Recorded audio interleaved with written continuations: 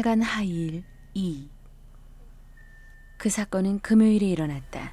나는 예약해둔 펜션으로 가기 위해 한밤중에 고속도로를 달리고 있었다. 조수석에는 여자친구인 요코가 앉아 있었다. 비가 그쳐서 다행이다. 역시 우리가 평소에 착한 일을 많이 해서 하늘도 우릴 도와주나 봐. 나는 장난스럽게 요코에게 말을 건넸다. 요코는 응인지 흐음인지 구별이 가지 않게 조용히 대답했다. 원래 계획은 더 일찍 출발할 생각이었다. 그렇지만 내 일이 늦어지는 바람에 이렇게 한밤중에서야 출발을 하게 된 것이다. 아무래도 요코는 그것이 불만인 것 같았다. 출발하고 나서는 계속 창밖만 보고 있고 내가 말을 걸어도 기운 빠지는 대답만 했다. 나는 요코의 비위를 맞춰주기 위해 필사적으로 애쓰고 있었다. 어느덧 고속도로를 빠져나와 산길을 달려 한 고개로 접어들었다. 펜션은 그 고개를 넘으면 바로 있다. 나의 노력으로 요코도 기분이 조금은 풀린 듯 평소처럼 신나게 말하기 시작했다. 나는 살짝 안심했다. 하지만 방심은 금물이라 했던가. 조금 전부터 슬슬 배가 아파왔다. 화장실 좀 찾으러 가도 될까? 라고 하면 그나마 겨우 맞춰 풀어진 요코의 기분을 해칠 것 같아 나는 필사적으로 참았다. 이따금씩 공중 화장실이나 편의점을 지나칠 때마다 온몸에서 식은땀이 흘러나왔다. 요코와 대화하고 있긴 하지만 점점 내 얼굴에서는 웃음기가 사라졌다. 하지만 요코를 위해서라도 꾹꾹 눌러 참아 마치 치킨 레이스를 하는 것 같은 느낌마저 들었다. 그러나 고개의 정상에 도착할 무렵 나의 인내심도 한계에 부딪혔다. 하필 그곳은 완전히 고개의 한가운데였다. 편의점은커녕 민가조차 보이지 않았다. 최악의 사태가 머릿속을 스치고 지나갔다. 식은땀이 줄줄 흘렀다. 그때 가로등 하나 없는 어두운 길 저편에서 마치 떠오르듯 작은 주차장과 공중 화장실이 보였다. 나는 지체 없이 그쪽으로 핸들을 돌렸다. 왜 그래? 화장실 가려고? 요코의 말에 조심스럽게 대답했다. 금방이면 돼. 버티기 힘들어서. 바로 화장실이 있어서 다행이네. 그녀가 웃으면서 말했기 때문에 나는 마음을 놓고 차를 멈췄다. 그곳에는 자동차 4대 정도가 주차할 수 있는 공간과 공중 화장실이 있었다. 가로등은 하나만 켜져 있어 주변은 어슴푸레했고 다른 차는 한 대도 없었다. 나는 요코를 차에 남겨두고 차에서 내렸다. 화장실은 좌우에 입구가 있고 왼쪽에 남자 마크가 붙어 있었다. 밖에서 보기에도 낡고 더러워 보였다. 평소라면 기분 나빠서 결코 들어가지 않았겠지만 지금 나에겐 선택할 여유 같은 건 없었다. 종종 걸음으로 왼쪽 입구로 들어갔다. 입구에 들어서야 알았지만 화장실 안은 절전을 위해서인지 불이 전부 꺼져 있었다. 가까스로 천장 근처 창에서 달빛이 들어오고는 있었지만 안은 깜깜해서 아무것도 안 보였다. 나는 라이터에 불을 붙이고 화장실 안을 들여다보았다. 오른쪽 벽에 스위치를 겨우 찾아서 누르자 지지직거리는 작은 소리와 함께 형광등의 창백한 빛이 화장실을 채웠다. 형광등이 낡은 것인지 불규칙하게 깜빡였지만 이를 보기에는 충분했다. 화장실은 오른쪽 벽 옆에 소변기가 4개 있고 그 왼쪽으로 칸들이 서 있었다. 모두 3칸이 있었지만 맨 마지막 것은 용구함인지 작은 자물쇠로 잠겨 있었다. 첫 번째 칸을 열고 들어가려 했지만 너무 더러웠다. 나는 얼굴을 찡그리며 두 번째 칸의 문을 열었다. 여기는 그나마 좀 깨끗한 편이었다. 나는 칸 안으로 들어가 문을 잠그고 볼일을 보았다. 가벼운 쾌감을 느끼며 칸막이 안의 모습을 살펴보았다. 오른쪽 아래 틈새로는 작은 나방 한 마리가 죽어 있었다. 왼쪽 틈새에는 걸레 같은 게 보였다. 더러운 화장실이었지만 의외로 화장지는 제대로 있어서 나는 안심이 되었다. 볼일을 다 보고 바지를 올리려고 하는데 문득 입구 쪽에서 인기척이 느껴졌다. 따로 소리가 난 것은 아니었다. 그저 기척이 느껴졌던 것이다. 천천히 걷는 발소리가 작게 울려 퍼졌다. 나 말고도 화장실에 온 사람이 있는 걸까?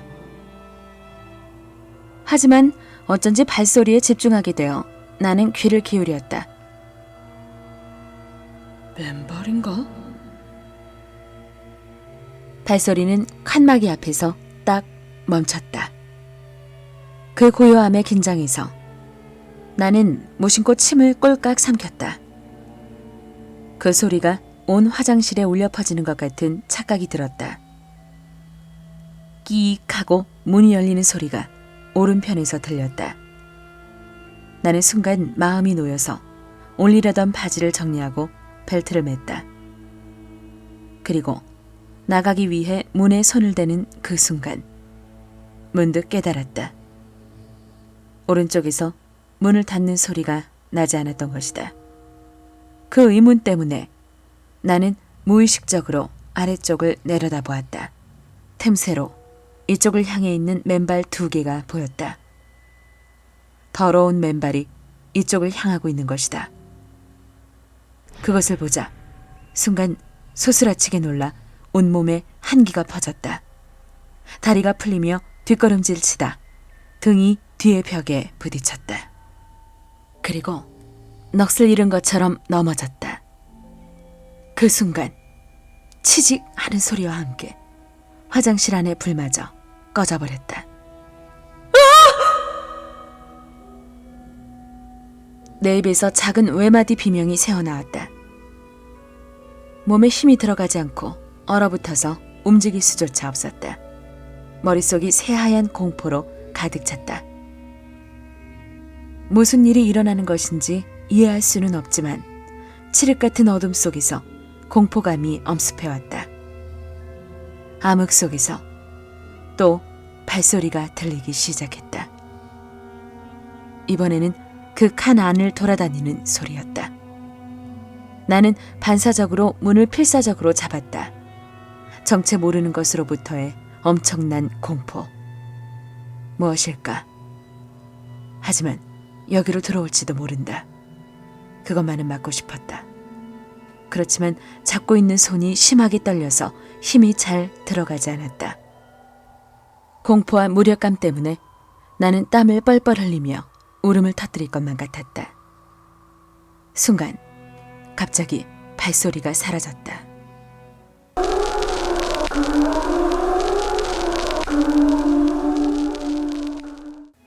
정적만이 남은 어둠 속에서 나는 문을 잡은 채 가만히 있을 뿐이었다. 발소리가 사라지고 나서도 나는 한동안 움직일 수가 없었다. 온몸이 떨리고 있었고 심장은 튀어나올 듯 미친 듯이 날뛰고 있었다. 어느 정도의 시간이 흘렀는지는 모르겠지만 발소리가 더 이상은 들리지 않았다. 조금 침착함을 되찾은 나는 문을 잡은 손을 떼어놓았다. 하지만 몸은 계속 떨리고 있었다. 나는 나가기 위해 겨우 일어섰다. 무릎에 힘이 들어가지 않아 비틀거리며 떨리는 손으로 문고리를 잡았다. 하지만 문을 열 용기가 나지 않았다. 저쪽 편에 정체를 알 수 없는 무엇인가가 숨어 있는 것은 아닐까.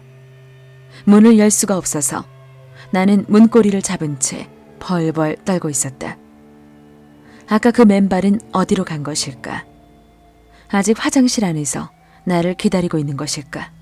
내가 문을 열고 나오기만을 기다리는 것일까? 그렇지 않으면 여기서 나가 밖으로 간 걸까? 그때 갑자기 차에 두고 온 요코가 생각났다. 요코는 괜찮을까? 나는 다급하게 과감히 문을 열었다. 문 너머에는 아무것도 없었다. 나는 내심 안심했다. 그리고 서둘러 요코에게 돌아가기 위해 입구를 나섰을 때 나는 가위에 눌린 것처럼 움직일 수 없었다. 입구 너머에 사람의 그림자가 있었다. 팔을 축 늘어뜨린 여자가 있는 것이다. 자세히 보니 요코였다. 나에게 등을 돌린 채 서 있다. 그것도 맨발로. 나는 그것을 보고 혼란에 빠졌다. 그녀의 이름을 부르려고 했지만 목소리가 나오지 않았다. 내가 움직이지도 못하고 가만히 있는 사이 요코는 밖을 향해 그대로 걷기 시작했다. 그리고 순식간에 나의 시야에서 사라져버렸다. 무슨 일이 일어나고 있는 것인지 나는 이해하지 못하고 망연자실하게 서 있었다. 하지만 곧바로 정신이 들면서 요코가 무엇인가에 홀린 것이라고 생각해 화장실에서 뛰쳐나왔다. 요코가 향한 곳은 화장실 뒤쪽의 숲이었다. 숲을 자세히 보자 요코의 뒷모습이 10m 정도 앞에 보였다. 나는 요코를 쫓아 숲으로 들어갔다. 요코! 요코! 돌아와! 요코의 이름을 부르면서 달리기 시작한 순간 요코도 달리기 시작했다. 나는 필사적으로 요코의 뒤를 쫓았다. 숲속은 비가 내린 탓인지 질퍽거리고 축축했다. 그리고 여기저기 나무 뿌리가 튀어나와 있어 달리기도 힘들었다. 달빛마저 비치지 않는 숲속에서 몇 번이나 넘어지면서 필사적으로 달렸다. 뭔가에 홀린 요코를 구해야 해. 그러나 아무리 달려도 요코와의 거리가 전혀 줄어들지 않았다. 마치 우리 두 사람이 완전히 같은 속도로 달리고 있는 것 같은 느낌마저 들었다. 요코! 정신 차려! 돌아와! 나는 달리면서 계속 요코의 이름을 불렀다. 그러나 요코는 대답도 하지 않고 계속 달릴 뿐이었다. 이대로라면 무엇인가가 요코를 데리고 사라져버린다. 그 생각이 공포 이상으로 강해서 몸은 더 이상 떨리지도 않았다. 몇 번이고 넘어지면서 온몸은 상처투성이가 되었지만 나는 요코를 반드시 되찾기 위해 요코만을 바라보며 달렸다. 요코를 반드시 지킨다. 어디까지고 따라가서 정체 모를 그것으로부터 요코를 되찾는다. 마음속에서 강한 의지가 넘쳐나는 것이 느껴졌다. 얼마나 달린 것일까?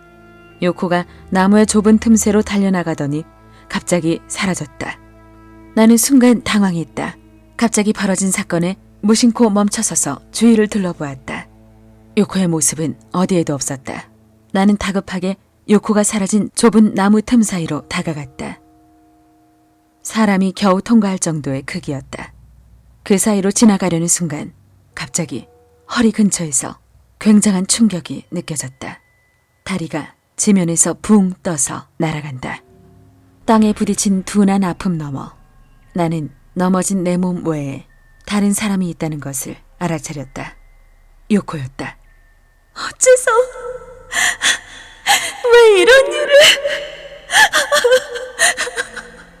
요코는 내 허리에 매달려 울면서 말했다.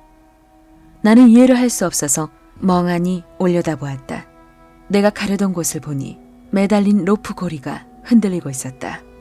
나에게 매달려 흐느껴오는 요코의 머리를 살그머니 어루만졌다.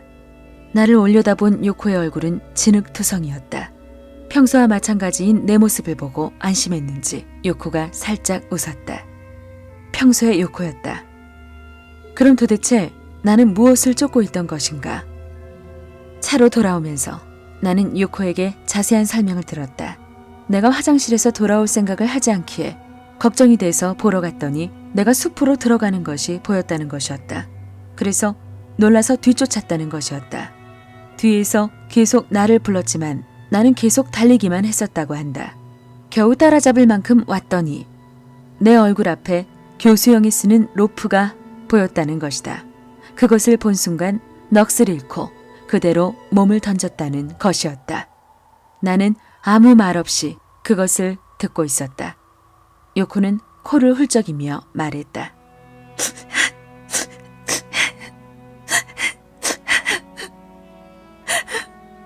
미안. 이젠 괜찮아. 나는 요코의 머리를 쓱쓱 어루만졌다. 요코를 보고 숲에 들어간 것을 나는 말하지 않았다. 말할 필요가 없다고 생각했다. 아마 처음부터 홀려있던 것은 나였을 것이다. 주차장으로 돌아와서 나는 펜션에 곧 도착할 것이라고 연락을 했다. 자동차 문을 열고 운전석에 앉았다. 마음이 놓여서 그런지 피로가 한꺼번에 밀려들었다.